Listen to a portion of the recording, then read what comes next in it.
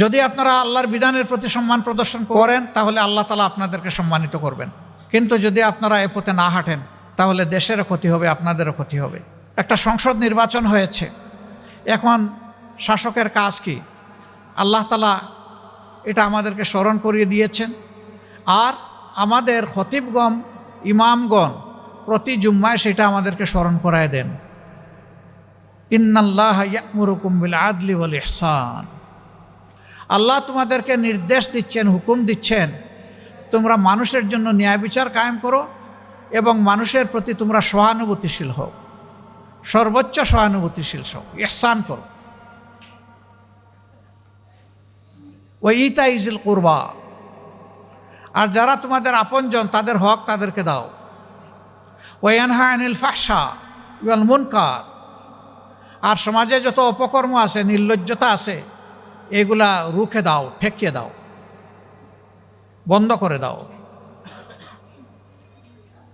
ওয়াল bug, বেশরমি যত কাজ আছে, বকিয়ে যাওয়ার যত ব্যাপার আছে, সেগুলা থেকে মানুষকে বুঝাইয়া তোমরা বিরত রাখো।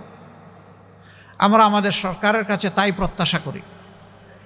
দেশবাসীর পক্ষ থেকে আমরা সরকারকে অনুরোধ জানাবো, আল্লাহ তাআলার এই বিধানের প্রতি আপনারা, সংখ্যাগরিষ্ঠ এই মুসলমানের দেশে আমরা আশা করব আপনারা সম্মান প্রদর্শন করবেন। যদি আপনারা আল্লাহর বিধানের প্রতি সম্মান প্রদর্শন করেন তাহলে আল্লাহ তাআলা আপনাদেরকে সম্মানিত করবেন, কিন্তু যদি আপনারা এ পথে না হাঁটেন তাহলে দেশেরও ক্ষতি হবে, আপনাদেরও ক্ষতি হবে। আমরা মন গড়া কোনো কথা বলছি না, মাবুদের বিধান অনুযায়ী আপনাদেরকে আহ্বান জানাচ্ছি। আমরা এই দেশকে ভালোবাসি, দেশের মানুষকে ভালোবাসি। আপনারা ওই দেশের নাগরিক, আমরা ওই দেশের নাগরিক। আমরা প্রত্যেকটি নাগরিককে সম্মান করার পক্ষে, ভালোবাসার পক্ষে। আসুন একটা ভালোবাসার পরিবেশ আমরা সমাজে সৃষ্টি করি। হিংসা, হানাহানির, দলীয় সংকীর্ণতার রাজনীতির গণ্ডি থেকে আমরা বের হয়ে আসি। আজকে পবিত্র এই রমজানের দিনে আমি আহ্বান জানাবো, শুধুমাত্র দলীয় পরিচিতির কারণে আল্লাহর একজন বান্দা কিংবা বান্দি যেন জুলুমের শিকারে পরিণত না হন। এটা যদি করা হয়, এটা হবে ইতিহাসকে অগ্রাহ্য, অমান্য, শ্রদ্ধা করার শামিল। অতীতে যারা যে যুগে যখন এটা করেছেন তারা ঠিকমতোই আল্লাহ তাআলার পক্ষ থেকে পাওনাটা তারা বুঝে পেয়েছেন।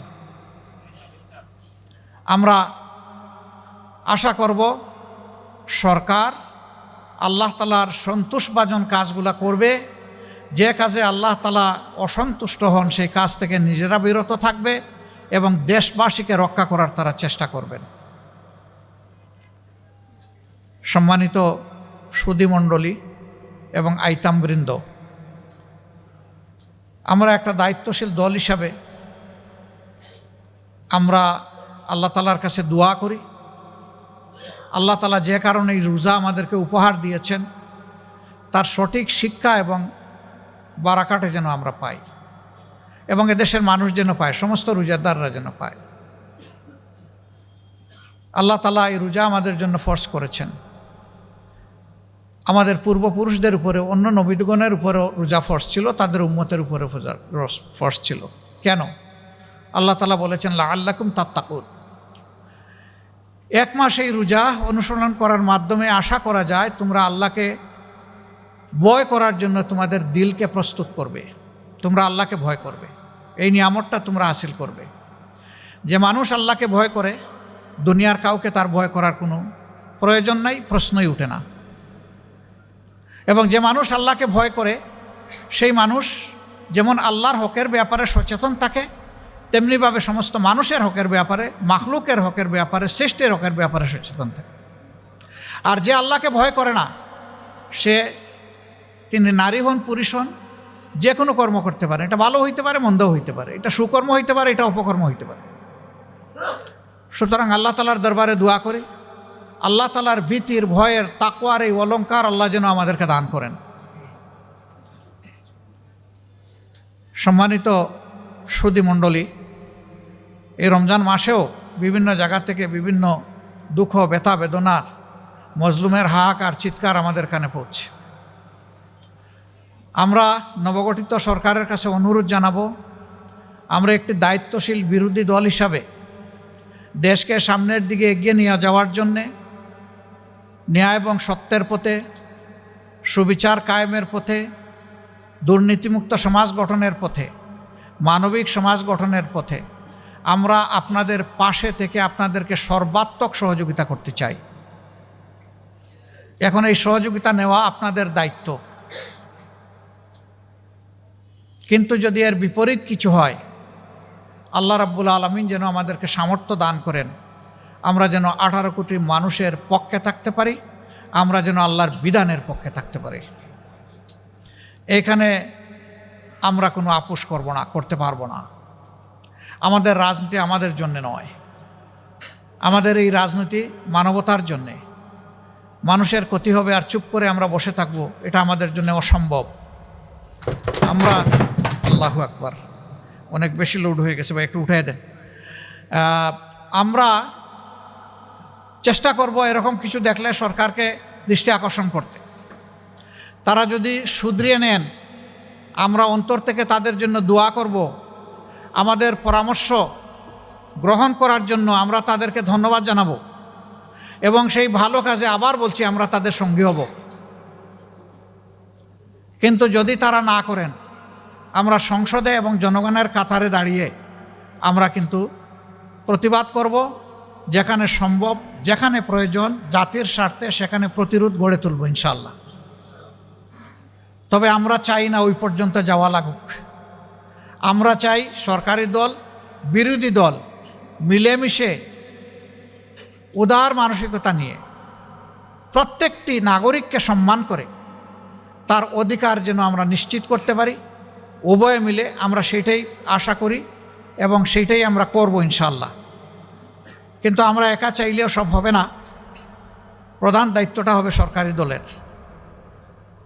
আমাদের পক্ষ থেকে আগেও বলেছি, আরেকবার আজকে এই প্রথম রমজানের দিন আমরা বললাম, আল্লাহ তাআলা আমাদের এই অঙ্গীকারের পর আমাদেরকে টিকে থাকার তৌফিক দান করুন। আজকে যারা এখানে কষ্ট করে এসেছেন তাদের সকলের প্রতি আমার অনুরোধ, মাদ্রাসায় যারা লেখাপড়া করেন তারা বড় সৌভাগ্যবান, তারা কোরআন হাদিস নিয়েই চর্চা করেন। কিন্তু আমার মতো যারা আছে, এই সুযোগ যারা পাই নাই, তাদের প্রতি আমার অনুরোধ, কোরআন নাজিলের এই মাসে প্রতিদিন যদি এক পারা করে বাংলা অর্থসহ কোরআনটা আমরা পড়তে পারি, আমরাই উপকৃত হব, আমরা হেদায়েতের দিশা পাবো ইনশাআল্লাহ। এরপরে আরও চর্চা করেন, আরও গভীরভাবে অনুসন্ধান করেন, তা আরও আপনার কপাল খুলবে। এই কোরআন নাজিলের মাসে কোরআনের সাথে আমরা যেন বন্ধুত্বের সম্পর্ক গড়ে তুলতে পারি। আল্লাহ তাআলা আমাদেরকে এই তৌফিক দান করুন। বাকি জিন্দেগি কোরআনকে বুকে ধারণ করে, কোরআনের শিক্ষাকে গ্রহণ করে আমরা যেন পথ চলতে পারি, আল্লাহ তৌফিক দান করুন। এই কোরআনকে বুকে নিয়ে যেন দুনিয়া থেকে বিদায় নিতে পারি। বরজখে কোরআন যেন আমাদের সঙ্গী হয়। আদালতে আখেরাতে কোরআন, রমজান এবং রসুল করিম সাল্লাল্লাহু আলাইহি সাল্লামের শাফায়াত যেন আমাদের নসিব হয়। মহান মুবিদ্দার দরবারে এই আরজ রেখে আপনাদের সকলকে আমাদের দাওয়াতে সাড়া দিয়ে এখানে আসার জন্য আন্তরিক কৃতজ্ঞতা এবং ধন্যবাদ জানিয়ে, বিশেষ করে আমার এতিম বন্ধুদের জন্য দোয়া করি, এদের প্রত্যেকের ভিতর থেকে আল্লাহ যেন মণিমুক্তা বের করে আনেন। তারা যেন ভবিষ্যতে এই দেশ গড়ার গুরুত্বপূর্ণ অবস্থানে থাকে, তারা পরিবার, দেশ, জাতিকে যেন তারা সম্মানিত করতে পারে, উজ্জ্বল করতে পারে। আল্লাহ যেন তাদেরকে সেইভাবে কবুল করেন, সামর্থ্য দান করেন। সুবহানাকাল্লাহুম্মা ওয়া বিহামদিকা আশহাদু আল্লা ইলাহা ইল্লা আনতা আস্তাগফিরুকা ওয়া আতুবু ইলাইক। আসসালামু আলাইকুম ওয়া রাহমাতুল্লাহি ওয়া বারাকাতুহু।